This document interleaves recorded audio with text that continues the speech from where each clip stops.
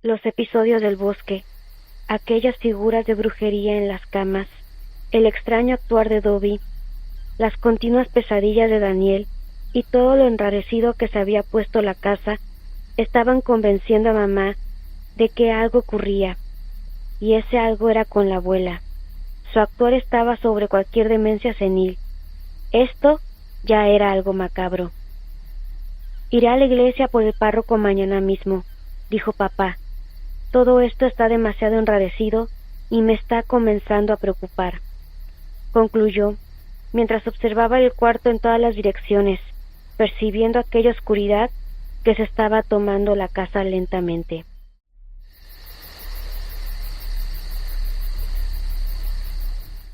La puerta de la habitación siempre estaba cerrada, pero el olor a azufre y flores marchitas se filtraba por debajo. Todos decíamos que era la edad, que la abuela simplemente ya no era la misma. Qué equivocados estábamos. Lo que habitaba en ese cuerpo cansado no buscaba descanso, buscaba una herencia de sangre. Bienvenidos a Vivencias. Prepárense, ajusten sus auriculares y apaguen las luces, porque hoy llegamos al final del túnel. Esta noche relatamos el desenlace de la sombra que devoró a la matriarca. Esta es la última parte de ¿Qué se le metió a la abuela? ¿Listos? ¿Listas? Bienvenidos al 39º capítulo de horror. La lluvia no daba tregua. Aquella mañana y el cielo estaban tan ennegrecidos que parecía que fuese muy por la tarde. Dobby anunció la llegada del padre con ladridos y algo de inquietud, asomándome por la ventana al instante. Creo que todos lo esperamos con ansias. Pulcramente de negro, se cobijaba de la torrencial lluvia bajo un enorme paraguas del mismo tono. Entró rápidamente, no sin antes sacudir en la entrada el implemento dejándolo junto a la puerta. Luego restregó sus zapatos llenos de lodo en el limpiapiés. Se quitó el sombrero e hizo una reverencia hacia nosotros. Acomodados en el salón, mi padre habló. Le contó nuestra situación con la abuela, detallando a cada uno de los extraños episodios. Luego me pasó la palabra, algo a lo que no estaba preparando, sintiendo un enorme nerviosismo. No me había listado para relatar y revivir los pavorosos momentos junto a Daniel, pero de alguna forma u otra salí airoso de aquel encuentro que, con los minutos, me dio valentía, incluso para comentar mis propias teorías al respecto al eclesiástico. ¿Usted cree en las brujas, padre? Más directo no pude ser. El padre me miró fijamente por un instante antes de abrir la boca. La cuchara resonaba en el fondo de la taza, revolviendo el café que mamá le había traído. Sopló el brebaje antes de dar el primer sorbo, mientras que con ambas manos sostenía la taza buscando calentarlas. Hijo, la brujería tiene muchas visiones, pero casi siempre están conectadas con el satanismo, una puerta abierta al reino del mal. Asimismo, la adoración a poderes contrarios a Dios. No creo que tu abuela practique este tipo de cosas, concluyó. Yo tampoco, padre, pero allí afuera anda una bruja, o un espíritu. Es quien se mete a la casa y se apodera de la abuela. Le hace hacer cosas raras para llegar a Daniel. Creo que sus intenciones son robárselo o comérselo. ¡Antonio! Mamá me regañó al instante, horrorizada con mis ideas. Luego el padre volvió a hablar. Por acá existe un sinnúmero de leyendas urbanas o creencias que para ustedes tal vez es algo nuevo, pero no deben creer todo lo que escuchan por ahí, aseveró, acompañado de una risita intentando dar calma. Luego de mi charla con el padre, mamá lo invitó a visitar el cuarto de la abuela. La idea era orar junto a ella algunos minutos buscando algo de paz en sus últimos días. Luego bendecir la casa. Papá se lo había pedido, particularmente la habitación de ella. Cuando el padre entró, la abuela volteó su cabeza al instante. Sus ojos moribundos parecieron sentir alivio y a la vez pedir ayuda desde el fondo de su alma. Ya casi no hablaba, solo balbuceaba algunas cosas. Tampoco tengo la certeza si estaba consciente de sus actos irracionales y aterradores cuando se le metía a la bruja. Aquella mirada me dice que sí. Mamá nos invitó a salir, ofreciéndole al abuelo un momento de paz y, ¿por qué no?, de confesión con el Padre y Dios, momento el cual duró un poco más de media hora. Luego, el padre volvió al salón por su maletín, extrayendo un aspersor de agua bendita y una estola blanca que colgó sobre su traje. Llevó su mano al pecho apretando su crucifijo y pronunció oraciones para sí mismo. Luego besó la cruz. En instante nos invitó a seguirlo en su tour por la casa, esparciendo el líquido sagrado en cada rincón mientras oraciones murmuradas salían de su boca. Hasta aquel momento todo iba normal, pero cuando finalmente llegamos al cuarto de la abuela todo se puso raro. Aquella agua parecía avivar energías extrañas que hasta ahora desconocemos, sobre todo cuando se lanzó al lecho de la abuela. Primero reaccionó incómodamente retorciéndose en la cama y una hedora putrefacción apareció de la nada. Era algo que no podía describir, pero asfixiaba el cuarto. No sé cómo, pero intentaba sentarse en la cama a duras penas y cuando lo logró con ayuda, llevó su mano al cuello, en señal de que la putrefacción o algo la asfixiaba. Nos miraba con ojos de desesperación y de horror. Mamá corrió rápidamente a asistir, alcanzando el vaso con agua y dándole de beber. La abuela tiritaba. Papá abría la ventana para dejar salir la pestilencia y mamá con horror miraba su palma, la cual segundos antes había puesto sobre la espalda de la abuela para ayudarla a incorporarse. Era una sustancia oscura y viscosa, algo indescriptible, pero lo horroroso era que toda la camisola de la abuela en su espalda estaba manchada y cubierta por esa asquerosidad mezclada con sangre.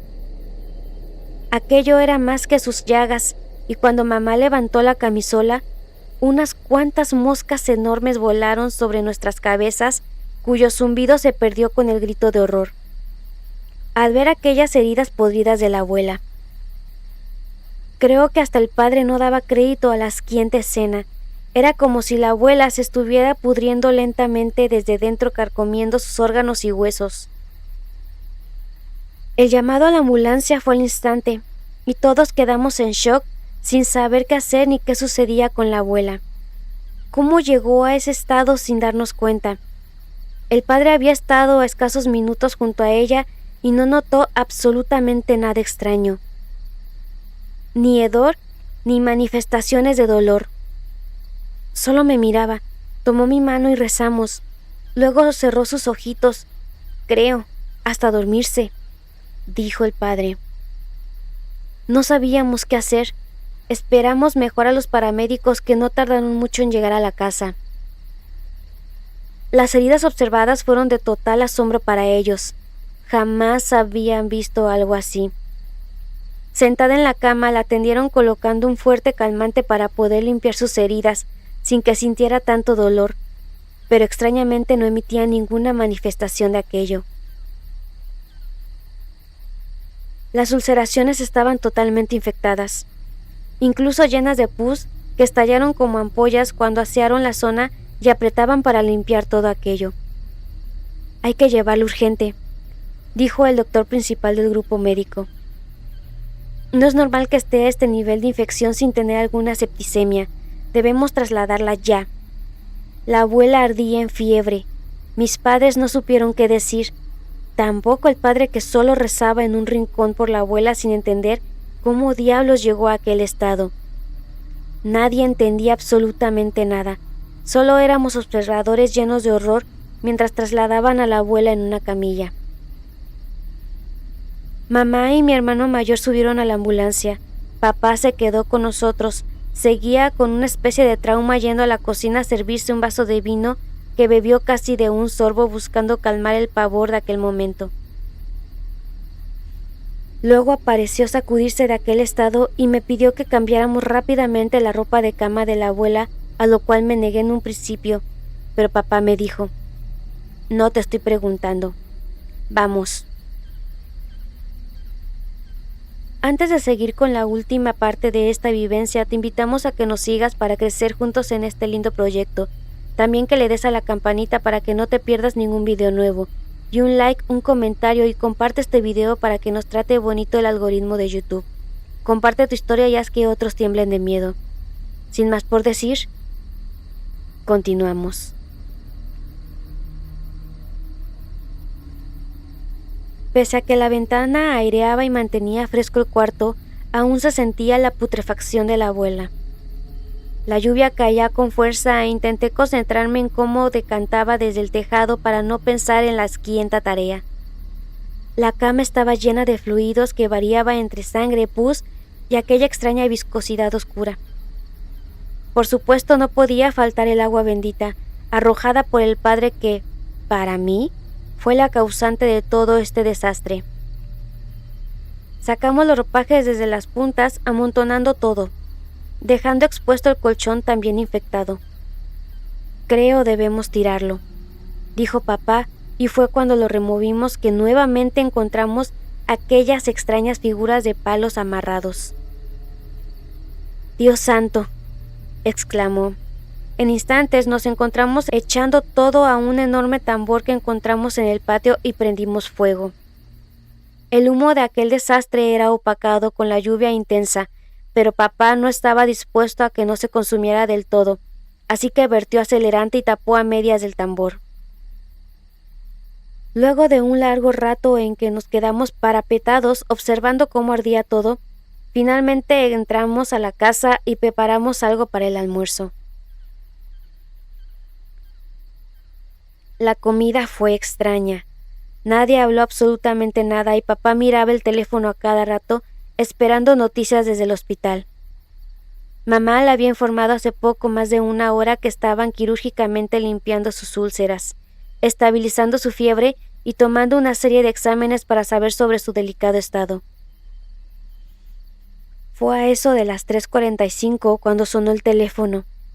La llamada confirmaba lo peor. Era algo que veníamos venir de semanas antes, pero jamás pensamos en lo rápido que ocurriría todo. Su alicaído cuerpo ya no podía más. Sus órganos no responden y una septicemia acabó cualquier esperanza de mantenerla con vida un tiempo más. Era solo cosa de horas. Debíamos ir a despedirnos de ella. Camino al hospital pensaba: ¿cómo diablos te despides de alguien que va a morir? Le pregunté a papá y me dijo que no me preocupara, que la abuela estaba sedada y solo se iría en el sueño.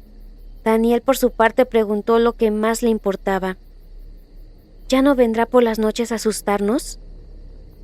Papá se tomó unos segundos antes de responder. Tal vez no tenía clara la respuesta a tal aberrante pregunta. Daniel, la abuela jamás les haría daño, solo estaba muy mal de la cabeza, respondió echándonos una mirada por el espejo retrovisor. ¿Qué piensas, Antonio? Su pregunta me tomó por sorpresa. Solo espero que esa bruja no se meta a la casa ahora que la abuela no estará.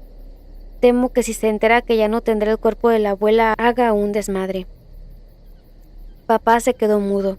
Tal vez no esperaba aquella respuesta. No alcanzamos el teléfono de papá. Sonó a poco de llegar al hospital. La abuela había fallecido. Al entrar al piso, mamá corrió a los brazos de papá inmersa en tristeza. Pese a ella, estaba muy tranquila. La abuela al fin descansaba. Asomé la cabeza a la sala y mi hermano mayor yacía sentado junto a la cama tomando la mano de la abuela, mientras una enfermera quitaba sondas de su brazo. Le habían tapado su carita con las mismas sábanas hospitalarias. Daniel ingenuamente se acercó y tocó su mano también. Imagino estaba tiesa y gélida, pues hizo un gesto quitándola al instante y echándose hacia atrás. Creo, sintió pavor al tocar por primera vez un cadáver a su corta edad, o recordar sus visitas nocturnas. Aquella tarde fue de trámites hospitalarios y fúnebres. Papá debió buscar una sepultura en alguno de los cementerios de la región, así que rápidamente salió acompañado de mis hermanos, luego de algunas llamadas realizadas. Yo me quedé con mamá, mientras coordinaba temas para retirar el cuerpo de la abuela y pagos al hospital. Debí ir con papá. Me hubiese evitado aquel episodio de horror. Aquel piso del hospital era gélido, como muchos imaginan, con aquel típico tubo fluorescente que no deja de parpadear, que pide a gritos ser cambiado y pareciera que lo dejan intencionalmente así para darle un toque más tétrico por las noches. Afuera seguía lloviendo a cántaros y el viento azotaba las gotas sobre el ventanal de la sala de espera donde mamá me había dejado esperando, acompañado de un refresco y una galleta que sacó de la máquina expendedora de confites. Eran pasadas las 5 de la tarde y comenzaba a oscurecer como todo este largo invierno, muy temprano. En la sala, una niña me observaba intensamente junto a su madre. Creo tenía a su padre enfermo, pues un par de veces la oí al teléfono hablando con sus familiares. Al fondo, tras un mesón, un par de enfermeras en una especie de recepción conversaban amenamente como ajenas al dolor de quienes estábamos acá.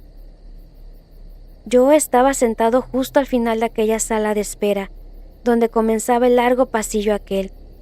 Era cosa de echar la cabeza un poco hacia atrás y hacia mi derecha para ver completamente el corredor.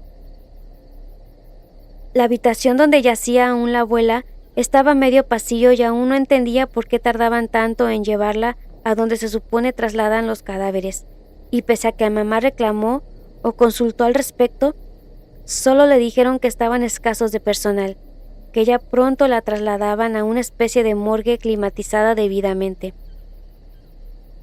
Si bien el cuarto estaba cerrado, no me parecía correcto que estuviese ahí sola a pocas horas de fallecer.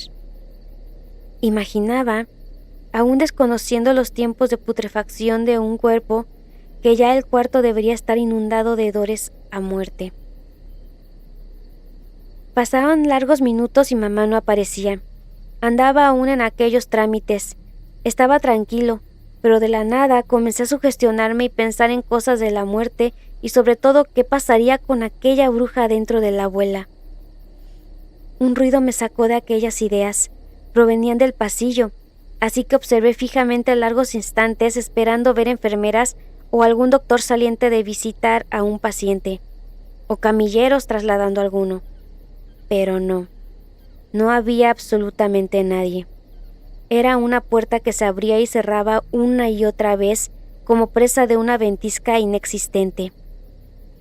Lo que ocurrió a continuación, no puedo darle certeza si fue real o producto de mi mente sugestionada, pero ocurrió y fue lejos lo más escalofriante. No por ser menos pavoroso lo vivido en casa, sino por el hecho de que la abuela ya no estaba viva. Aquella puerta que se cimbraba era la 401, de la abuela. Mi vista se fijó en ella cuando dejó de hacer aquel movimiento y pasó a quedar completamente abierta. Pensé, al fin llevarán el cuerpo a la morgue. Aquel pensamiento me hizo salir del asiento y pararme en el pasillo a pocos metros del cuarto, esperando estúpidamente ver a los camilleros trasladando a la abuela, buscando algún grado de tranquilidad, pero no. Muy por el contrario. Lo que asomó de aquel cuarto avivó mis horrores con más fuerza. Fue una mano delgada y huesuda que se afirmó del marco de la puerta. Luego fue la otra, y ambas intentaban impulsar un cuerpo pesado al pasillo. Luego, unos pies putrefactos y tan esqueléticos como aquellas manos sobresalían de aquella puerta, dejando ver en instantes una camisola sacudiéndose tenuemente por un viento inexistente.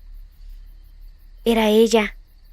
Sin ver su rostro sabía que era ella, la bruja. Aquella luminiscencia parpadeante metros más al fondo le daban un aspecto todavía más aterrador. Apreté mis ojos, convencidos de mi sugestión, pero al abrirlos nuevamente me encontré con una cabeza salida del marco de un cuello anómalamente alargado observando de lado. Su pelo desaliñado y sucio colgaba sobre su feo rostro mientras emitía un gutural sonido desde la boca que a cada segundo se abría amorfamente más y más. No veía sus ojos ni su nariz, pero entre aquellos pelos asquientos se notaban aquella inmensa y antinatural boca oscura como la noche. Me estremecí de horror sin poder moverme. Volví a cerrar los ojos fuertemente al punto que dolían, diciéndome que aquello no estaba ahí, que solo era mi mente. Pero al volver a abrirlos, aquella abominación estaba justo frente a mí. Sentí su putrefacción, pero no era la abuela, esta vez. Algo había cambiado en su aspecto. Su piel era grisácea, llena de escamas, sus labios morados casi negros y sus dientes color café asquientos y puntiagudos eran parte de aquella horrenda boca que lanzaba palabras y un vaho maloliente de algo indescriptible. ¿Dónde está tu hermano? Fue lo que estremeció mis oídos y quedó rebotando en mi cabeza largos segundos. Era una voz demoníaca y gutural llena de maldad. Salí corriendo y llegué donde aquellas enfermeras que me tomaron e intentaron calmar mi pavor. Solo llamaban a mi mamá desesperadamente, hasta que dieron con ella sin saber el tiempo transcurrido. Mamá me abrazó y sin poder calmarme del todo, le conté lo sucedido con voz quebrada, apuntando hacia el pasillo. Una enfermera llegó con un vaso de agua, luego me trajo un chocolate caliente, y ya un poco mejor, mamá conversó conmigo al respecto de mi alucinación. Juntos caminamos al cuarto de la abuela. Ya vienen subiendo a buscarla, me comentó. Quería convencerme de que solo fue mi imaginación, que la pobre estaba bien tiesa en la cama, aun cuando le repetí muchas veces que esta vez no era ella, que era aquella bruja. Parados en la puerta observé fijamente el cuerpo. Su mano quedó fuera. Era la que mi hermano acarició por largo rato. ¿Ves, hijo? Fue solo tu imaginación. Intentó convencerme luego. Luego aparecieron un par de camilleros quienes llamaron a mamá a recepción para ver unos papeles antes de mover el cuerpo. Ahí quedé mirando a la abuela, particularmente su mano, queriendo compararla con aquella alucinación. Claramente no era la misma y sentí algo de alivio que duró muy poco, pues aquellos dedos comenzaron a moverse con espasmos extraños. Su mano tiritaba y creí que era parte de lo que algunos cuerpos hacían. Escuché algo de ello en una oportunidad. Pero todo cambió cuando su dedo índice me apuntó. Luego su cuerpo se encorvó quedando sentado en la cama. Dios mío, eso ya no era un espasmo muscular. Tapada con la sábana, su cabeza giró a mi posición. Podía verme, santo Dios, pero esta vez no cerré los ojos. Estaba convencido pese al horror y mi corazón palpitando al 100 que solo era mi mente. Luego aquella sábana comenzó a deslizarse lentamente sobre su rostro, dejando en instantes a la vista la repugnante cara de la bruja. Esta vez corrí en silencio junto a mi madre, sin decir palabra alguna, repitiéndome que solo era mi imaginación alimentada por una horrenda sugestión hacia aquel ser.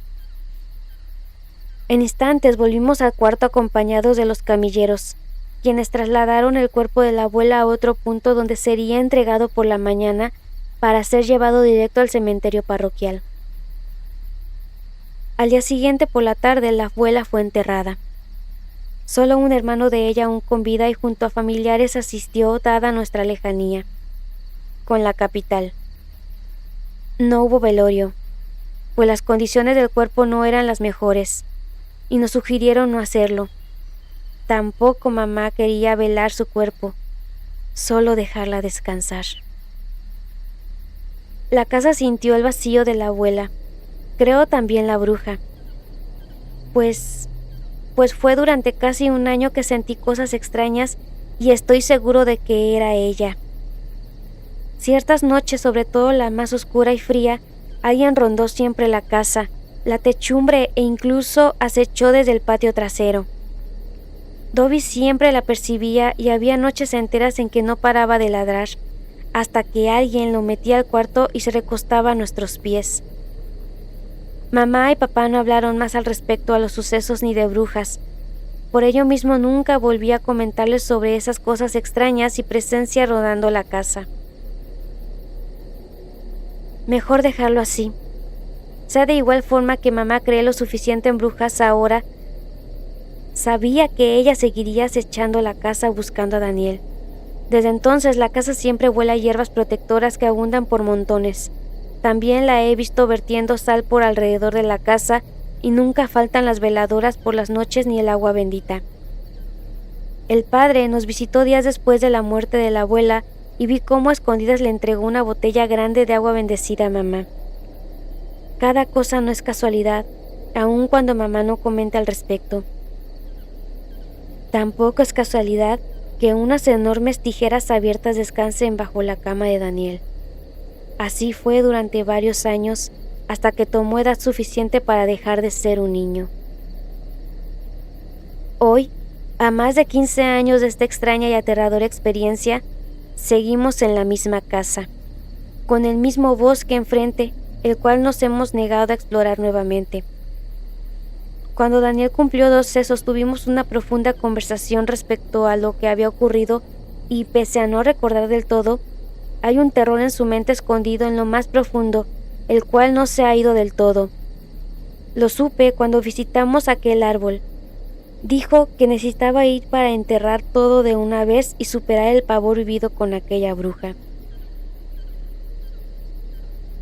Extrañamente aquel árbol sigue en pie, pese a su podredumbre y que ya no tiene vida alguna. Aquellas escalofriantes cosas siguen colgadas. De solo verlas me estremecía. Tampoco sé si aquella bruja supo de nuestra visita muchos años después. Aún así, mantengo un extraño temor cuando recuerdo y pienso en ella. Sobre todo cuando veo a mi primer hijo dando sus primeros pasos, cuando corre directo hacia ese maldito bosque como atraído por algo invisible. Lo detengo siempre antes de que ponga un pie en él. Me atemoriza demasiado el solo pensar que aquella bruja aún sigue ahí rondando y pueda verlo. O quizá ya sabe de su existencia y aguarda el acecho. No sé hasta dónde aquellas tijeras de antaño bajo su camita puedan protegerlo. Antes de despedirnos, no podemos ignorar la realidad que nos golpea hoy. Los actos de violencia ocurridos este domingo nos dejan con el corazón arrugado y la mente llena de preguntas. A toda nuestra comunidad en las zonas afectadas en todo México, no están solos. En momentos donde la oscuridad parece ganar terreno, nuestra mayor fuerza es la empatía y el cuidado mutuo. Les pedimos dentro de lo posible no salgan y buscan refugio en sus redes de apoyo. Se mantengan informados por fuentes oficiales y, sobre todo, validen lo que sienten. Cuidar nuestra salud mental y la de quienes nos rodean es también un acto de resistencia. Nos toca abrazarnos fuerte a la distancia, ser solidarios y no permitir que el miedo nos arrebate la humanidad. Por favor, manténganse a salvo, cuiden a los suyos y nos escuchamos en la próxima emisión. Fuerza México.